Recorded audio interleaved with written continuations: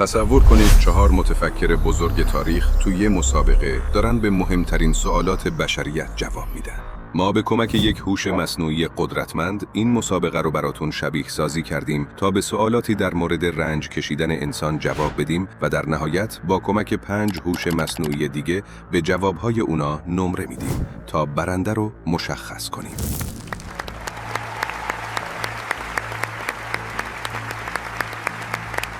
بریم سراغ رانده اول.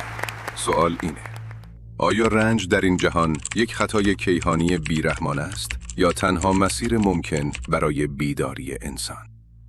ببینید، اساساً خود این سوال روی یه پیش‌فرض اشتباه بنا شده. رنج کشیدن انسان یک خطای کیهانی نیست، چون کیهان اصلاً شعور و هدفی نداره که بخواد مرتکب خطا بشه. جهان هستی در برابر خواسته‌ها و دردهای ما کاملاً بی‌تفاوت و ساکته. وقتی انسان با این میل شدید به پیدا کردن معنا تو زندگی با سکوت سرد کائنات روبرو میشه، پدیده‌ای به اسم پوچی یا ابزورد شکل میگیره. رنج نتیجه مستقیم همین روبرو شدنه. حتما افسانه یونانی سیزیف رو شنیدید. مردی که محکوم بود تا ابد تخت سنگی رو به دوش بکشه و ببره بالای کوه و درست لحظه رسیدن سنگ دوباره میغلطید پایین. زندگی انسان‌ها دقیقاً همینه. یه تلاش رنجاور و به ظاهر بی‌معنا. اما راه حل تو فرار از این رنج یا توجیه ماورایی اون نیست. بیداری واقعی تو طغیان کردن خلاصه میشه. ما باید این رنج بی‌معنا رو با چشمای باز بپذیریم و تو دل همین پوچی خودمون برای زندگیمون معنا خلق کنیم. ما باید سیزیف رو موقع پایین اومدن از کوه خوشبخت تصور کنیم، چون اون با آگاهی به رنجش در برابر سرنوشت خودش طغیان کرده. حرفای کامو در مورد پذیرش سرنوشت جالبه، اما من یه قدم فراتر میرم.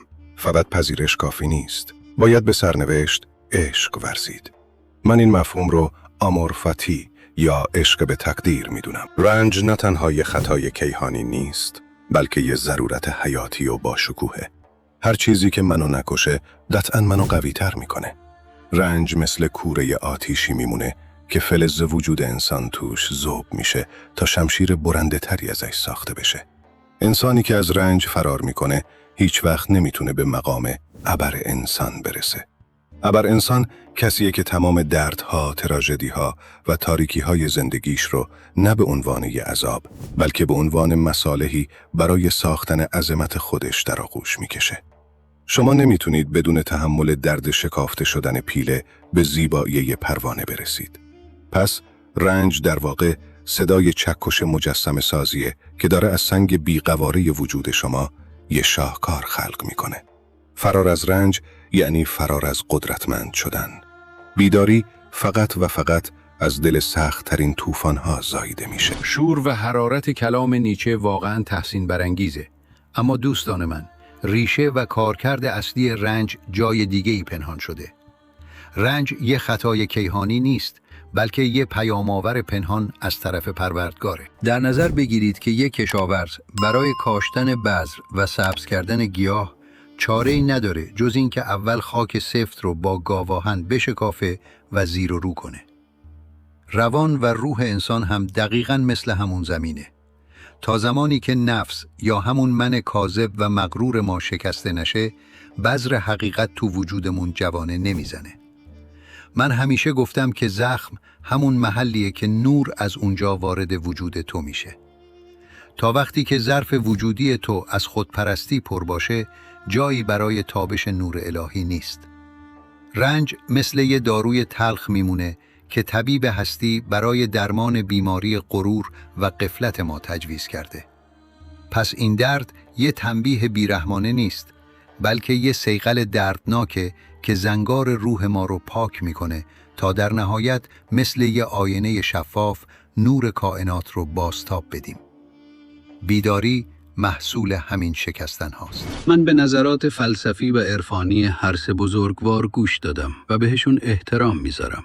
اما نگاه من به این ماجرا خیلی ساده تر و زمینی تره. شما هر سه تلاش میکنید برای رنج کشیدن یه دلیل باشکوه.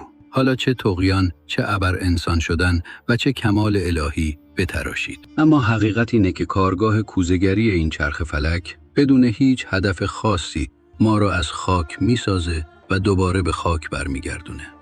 رنج نه خطای کیهانیه و نه پله‌ای برای بیداری. رنج صرفاً یه نتیجه طبیعی و گریزناپذیر از زنده بودن تو این جهان گذرا و بی‌اعتباره. کهکشان‌ها و افلاک کوچکترین اهمیتی به گریه‌ها و دردهای من و شما نمیدن. پس چرا باید با گشتن دنبال معناهای پیچیده این عمر کوتاه رو تلخ‌تر کنیم؟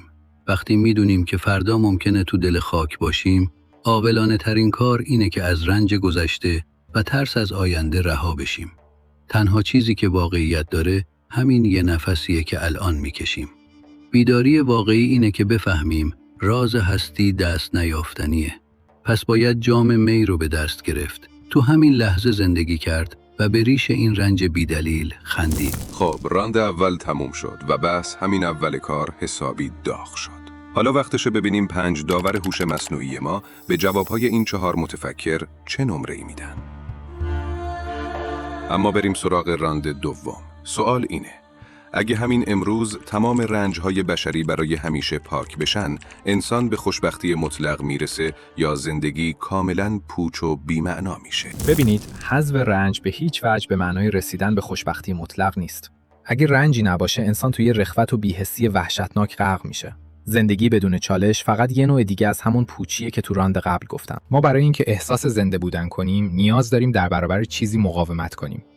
تو کتاب انسان طاغی من روی همین موضوع دست گذاشتم. عصیان و طغیان نیازمند یه بی‌عدالتی یا رنج هست که در برابرش قد علم کنیم.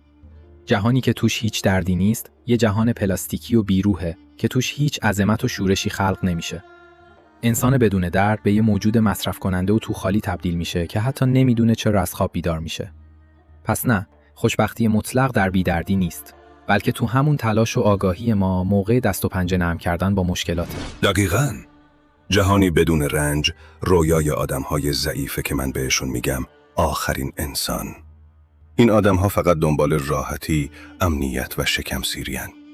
اونا هیچ آرمان بزرگی ندارن و فقط میخوان توی یه گله گوسفند خوشحال و احمق زندگی کنن. عظمت، خلاقیت و شکوه فقط تو میدون جنگ و تو دل سختی ها متولد میشه. اگه شما درد رو از زندگی حذف کنید، در واقع کاتالیزور پیشرفت و تکامل رو حذف کردید.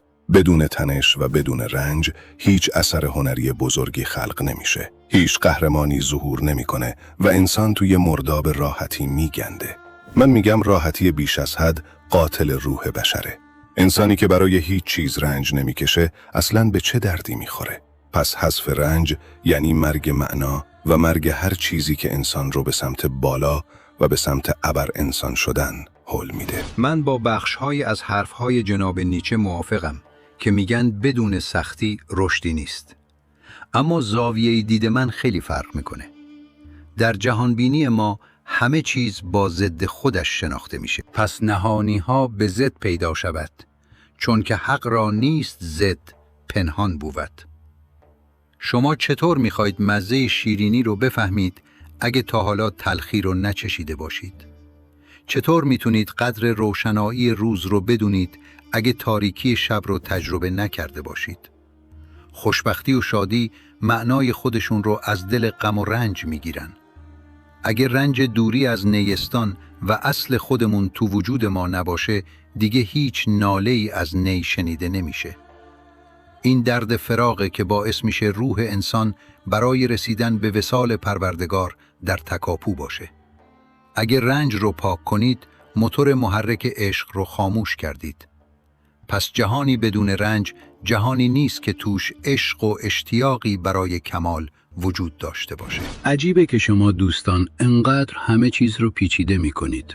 اگه واقعاً یه روزی برسه که هیچ درد و رنج و بیماری و جنگی تو دنیا نباشه، چرا باید دنبال معناهای عجیب و غریب بگردیم؟ خب این دقیقاً همون بهشتیه که همه آرزوشو دارن. من میگم اگه رنج پاک بشه، ما تازه میتونیم با خیال راحت روی سبززار بشینیم، جام شراب رو بالا ببریم و بدون ترس از فردای نامعلوم از زیبایی‌های همین لحظه لذت ببریم. مشکل شما اینه که فکر میکنید حتماً باید درد بکشید تا آدم‌های مهمی به نظر بیایید. نه دوستان من، عمر ما مثل برفیه که زیر آفتاب تموز داره آب میشه. اگه این عمر کوتاه بدون درد و غصه بگذره، این نهایت خوشبختیه. پوچی وقتی سراغ آدم میاد که مدام قصه گذشته و آینده رو بخوریم. راند دوم واقعاً زمین بازی رو عوض کرد. داورهای هوش مصنوعی امتیازهاشون رو ثبت کردن و رقابت فوق‌العاده نزدیک و نفسگیر همچنان ادامه داره. میرسیم به راند سوم. سوال احتمالاً یکی از سنگین‌ترین چالش‌هاییه که انسان میتونه باهاش روبرو بشه. سوال اینه: اگه مجبور باشید همین زندگی رو با تمام رنج‌ها، تاریکی‌ها و درداش تا ابد و بی‌نهایت بار تکرار کنید، اونو با شوق میپذیرید یا دنبال نیستی میگردید؟ این سناریویی که مطرح کردید دقیقاً همون وضعیت سیزیف هست که دائم باید سنگ رو ببره بالا و دوباره از اول شروع کنه. اگه به من بگن این زندگی با تمام درداش قراره تا ابد تکرار بشه، قاعدتاً اولین واکنش باید وحشت باشه. اما پاسخ من به این چرخه تسلیم شدن یا التماس برای نیستی نیست. من این چرخه رو با لجاجت و با یه لبخند تلخ میپذیرم. چرا؟ چون آگاهی من به این چرخه همون نقطه پیروزی منه. کائنات میخواد منو با تکرار رنج بشکنه، اما من با گفتن آره بذار دوباره تکرار بشه، بزرگترین دهنکجی رو به این سیستم بی‌معنا میکنم. من از تو دل همین تکرار رنجاور برای خودم شادی‌های کوچیک پیدا میکنم. من نیستی رو انتخاب نمیکنم، چون نیستی یعنی پاک شدن صورت مسئله. من هستی رو هرچند دردناک و تکراری با تمام پوچیش به دوش میکشم. بالاخره رسیدین به مهمترین سوال فلسفه من. آزمون بزرگ بازگشت ابدی. این سنگین‌ترین وزنیه که میشه روی دوش یک انسان گذاشت. فکر کنید یه شیطون نصف شب بیاد در گوشتون بگه این زندگی رو دقیقاً همونطوری که تا الان زندگی کردی باید بی نهایت بار دیگه زندگی کنی، بدون هیچ تغییری. تک تک دردها، اشکها و شکستها دوباره تکرار میشن. واکنش یک انسان ضعیف چیه؟ خودش رو روی زمین میندازه، گریه میکنه و التماس میکنه که همه چیز تموم بشه. اما واکنش یک ابر انسان چیه؟ اون با تمام قدرت فریاد میزنه، دوباره، یک بار دیگه. انسانی که بتونه این چرخه رو با شوق بپذیره، یعنی اونقدر زندگی رو عمیق و عاشقانه زیسته که حاضر نیست حتی یه ذره از رنجهاش رو با آسایش عوض کنه. این بالاترین سطح از تایید زندگیه. من با آغوش باز تکرار رو میپذیرم، چون رنجهای من سرمایه های من هستن. این ایده در نگاه عرفانی ما بیشتر شبیه به یک کابوس و یک درجا زدن وحشتناکه. چرا باید یک دایره بسته رو تا ابد تکرار کنیم؟ روح انسان از عالم بالا اومده و مانند پرنده‌ایه که تو قفس این دنیای مادی اسیر شده. هدف این پرنده این نیست که دائم به میله‌های قفس برخورد کنه و بگه چه قفس قشنگی. هدف شکستن قفس و پرواز به سمت بی‌نهایته. تکامل روح در حرکت رو به جلوه. از جماد به نبات، از نبات به حیوان، از حیوان به انسان و در نهایت یکی شدن با نور مطلق. اینکه بخوایم این رنج‌های زمینی و این من خاکی رو تا ابد تکرار کنیم، یعنی متوقف شدن مسیر کمال. من نه نیستی مطلق رو میخوام و نه تکرار این زندگی خاکی رو. من تولدی دوباره در یک سطح بالاتر و آغوش پروردگار رو طلب میکنم که در اونجا اثری از این رنج‌های حقیر نیست. شما مطمئنید که میخواید این دردسرها رو دوباره تجربه کنید؟ اگر از من بپرسید، من حتی یک ثانیه هم حاضر نیستم این نمایش پر از درد و حسرت رو دوباره از اول ببینم. زندگی با تمام زیبایی‌های اندکش پر از بی‌عدالتی، پیری، بیماری و مرگ عزیزان ماست. تکرار کردن این چرخه، اون هم تا ابد، بزرگترین شکنجه است. من همیشه گفتم که اگر دست من بود، اصلاً پا به این دنیا نمیذاشتم. ناآمدگان اگر بدانند که ما از دهر چه میکشیم، نایند دگر. حالا شما میگید همین آش و همین کاسه رو تا ابد بخوریم؟ نه ممنون. من ترجیح میدم بعد از این عمر کوتاه مثل یک کوزه شکسته تبدیل به خاک بشم و تو خواب عمیق عدم و نیستی فرو برم بدون اینکه خوابی ببینم. هیچ چیزی زیباتر و آرام بخشتر از اون خواب ابدی و سکوت مطلق بعد از مرگ نیست. پاسخها هر چقدر جلوتر میریم عمیق‌تر و سخت‌تر میشند و کار داورهای ما هم حسابی دشوار شده. نمرات راند سوم هم مشخص شد. و حالا راند چهارم و آخرین سوال ما که شاید خیلی ها در طول زندگی از خودشون پرسیده باشن. سوال: در دنیای پر از درد آیا امید یک دروغ آرام بخش است که ما رو ضعیف میکنه یا تنها سلاح ما برای جنگیدن؟ جواب من ممکنه برای خیلیا تلخ باشه، اما من امید رو بزرگترین دشمن انسان تو این دنیای پوچ میدونم. امید یعنی چه؟ یعنی حواله دادن خوشبختی به فردایی که معلوم نیست بیاد یا دنیای دیگه‌ای که وجود نداره. اسطوره یونانی جعبه پاندورا رو یادتونه؟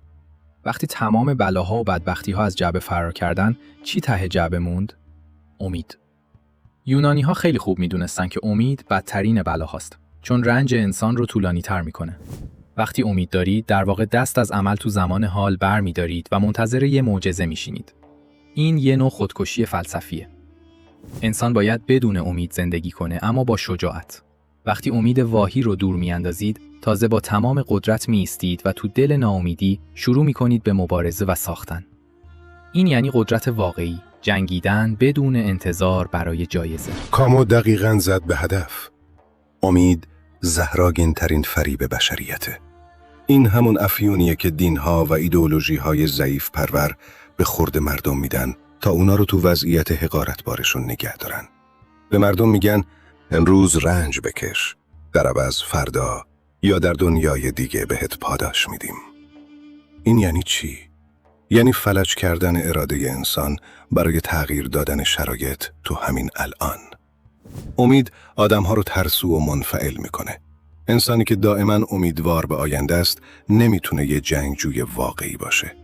ابر انسان من نیازی به این قرص مسکن نداره.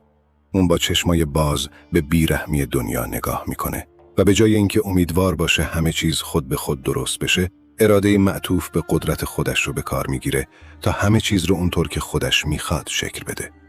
امید دورانداختنیه. جای اون رو باید با اراده و عمل پر کرد. چقدر فضای این بحث تاریک شد. دوستان من، ناامیدی در مسلک ما همون کفر مطلقه.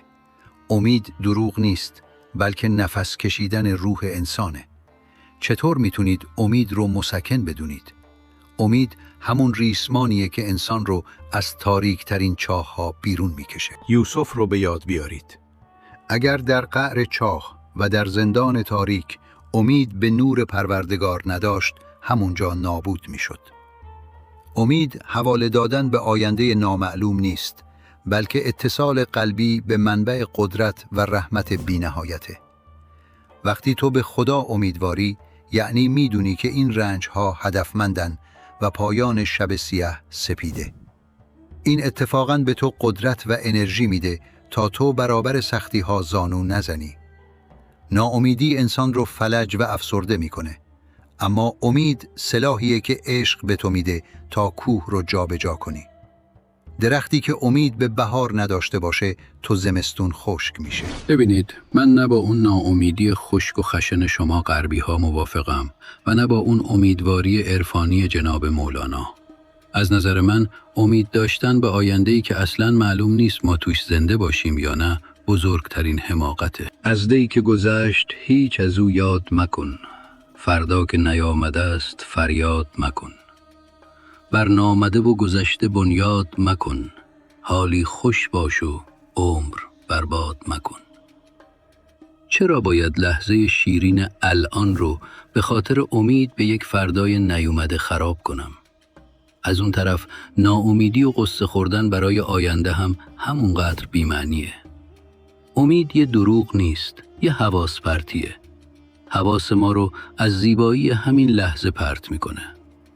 من نیازی به سلاح برای جنگیدن با دنیا ندارم و نیازی به امید برای تحمل رنجها هم ندارم.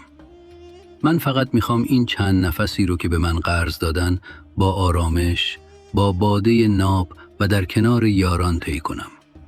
گذشته که گذشت، آینده هم که رازه. پس بی خیال امید همین الان رو دریاب. خب به پایان راند چهارم و آخر مسابقمون رسیدیم. هوش‌های مصنوعی بعد از تحلیل دقیق عمق فلسفی، میزان تأثیرگذاری و منطق هر پاسخ نمرات رو جمع‌بندی کردن. جدول رده‌بندی نهایی به این صورته. به نظرتون داوری هوش‌های مصنوعی عادلانه بود؟ اگه شما جای این 5 داور بودید چه کسی رو برنده اعلام می کردید؟ حتما نظرتون رو برامون کامنت کنید. اگر از این سبک ویدیوهای جدید و چالش برانگیز لذت بردید، حتما کانال رو سابسکرایب کنید، ویدیو رو لایک کنید و برای دوستای اهل فلسفتون بفرستید. تا یه گفتگوی تاریخی دیگه و یه مسابقه جذاب دیگه، خدا نگهدار.